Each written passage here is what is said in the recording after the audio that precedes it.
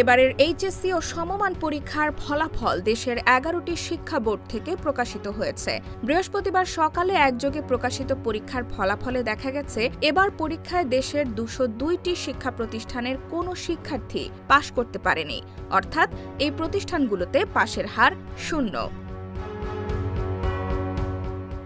পাশের হার 0 থাকা এমন শিক্ষা প্রতিষ্ঠানের সংখ্যা ২০২৪ সালে ছিল মাত্র ৬৫টি।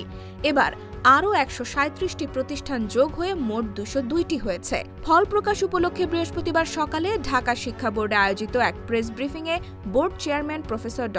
খন্দকার এহসানুল কবির বিষয়টি নিশ্চিত করেন।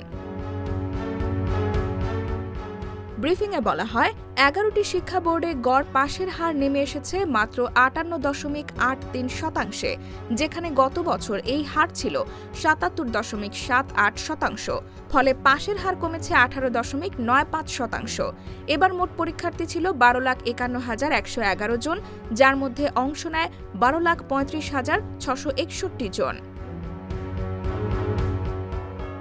পরীক্ষার্থীদের মধ্যে পাশ করেছে ৭,২৬,৯৬০ জন, ফেল করেছে ৫,০৮,৭০১ জন, যা ফেলের হার দাঁড় করিয়েছে ৪১.১৭%।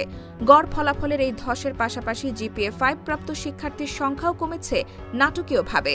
এবার মোট ৬৯,০৯৭ জন শিক্ষার্থী GPA-5 পেলেও গত বছর ছিল ১,৪৫,৯১১ জন, অর্থাৎ এবার GPA-5 পাওয়া শিক্ষার্থীর সংখ্যা কমেছে ৭৬,৮১৪ জন। সব দিক দিয়ে এবার ছাত্রীদের ফলাফল এগিয়ে। পাশ করা শিক্ষার্থীদের মধ্যে ছাত্রী ৩,৯৩,০৯৬ জন এবং ছাত্র ৩,৩৩,৮৬৪ জন।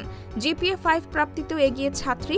মোট প্রাপ্তদের মধ্যে ৩৭,০৪৪ জন ছাত্রী এবং ৩২,০৫৩ জন ছাত্র।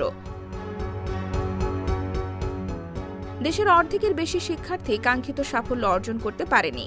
এই পরিসংখ্যান দেশের শিক্ষা সংশ্লিষ্টদের নতুন করে ভাবনায় ফেলেছে। IBTV USA, new York.